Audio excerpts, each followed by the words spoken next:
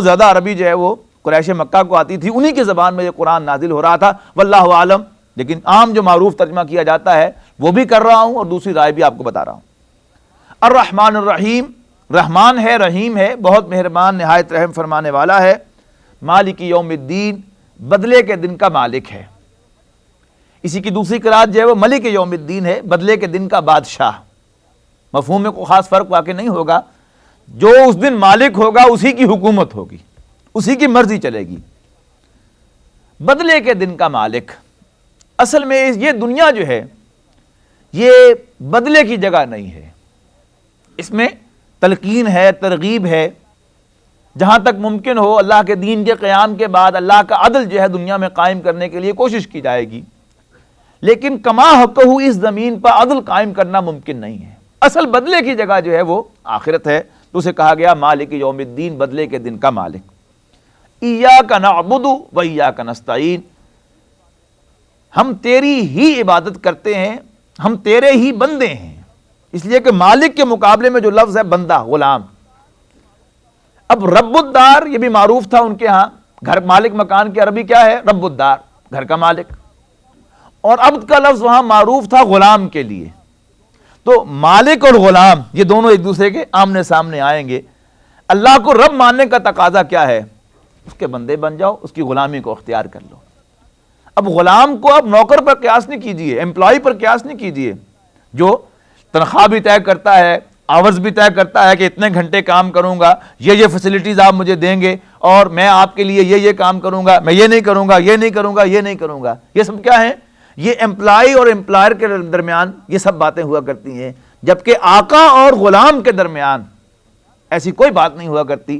یہاں کیا ہے؟ اللہ کو مالک مانو اور خود اس کے بندے بن جاؤ۔ تو ایاک نعبد، ہم تیرے ہی بندے ہیں، و ایاک نستعین، اور تجھ ہی سے مدد مانگتے ہیں۔ بڑی موٹی سی بات ہے کہ مالک ہی سے مدد مانگی جاتی ہے، یعنی جو مالک نہ ہو اس سے مدد نہیں مانگی جاتی۔ میرے ایک استاد اللہ تعالیٰ نے قریب کرامت کرے، وہ ایک حکایت سنایا کرتے تھے کہ ایک شخص دین کی خدمت میں لگا ہوا تھا، لوگ اس کی خدمت کرتے تھے، اسے کھانے کو بھی ملتا تھا، پینے کو بھی ملتا تھا۔ تو وہ اللہ والوں پر بھی وقت آتا ہے کہ کبھی کبھی وہ اللہ کی یاد سے غافل ہوتے ہیں، کبھی کبھی ان سے بھی کوئی حماقت سرزد ہو جاتی ہے۔ تو انہوں نے سمجھا کہ اب تو یہ ایک لگا بندہ نظام ہے جس کے تحت مجھے مل رہا ہے، اللہ کو اس میں سے درمیان میں سے وہ نکال گئے اپنے ذہن میں سے۔ تو اللہ تعالیٰ نے انہیں آزمایا، 3 دن تک کچھ نہیں آیا ان کے پاس ہدیے کے طور پر کھانے کے لیے، پینے کے لیے۔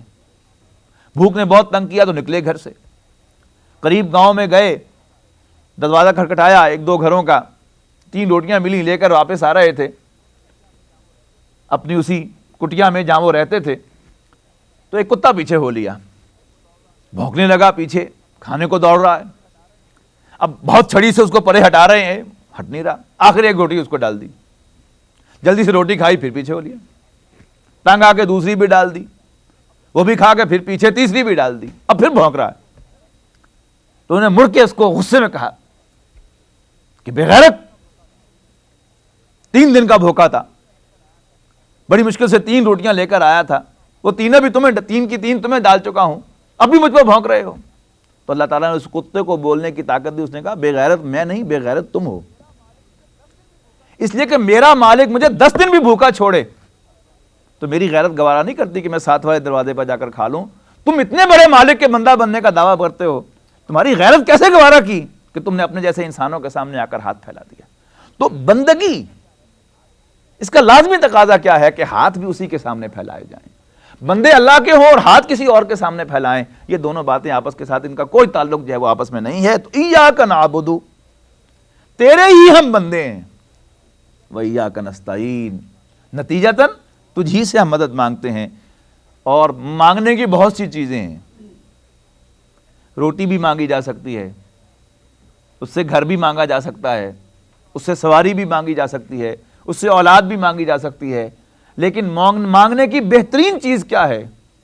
وہ ٹاپ کی شے جو اس دنیا میں انسان اللہ سے مانگ سکتا ہے، وہ کیا ہے؟ ہدایت۔ اہدنا الصراط المستقیم، دکھا ہمیں سیدھا راستہ۔ کون سا سیدھا راستہ؟ صراط الذین انعمت علیہم، ان لوگوں کا راستہ کہ جن پر تو نے انعام فرمایا، غیر المغضوب علیہم ولا الضالین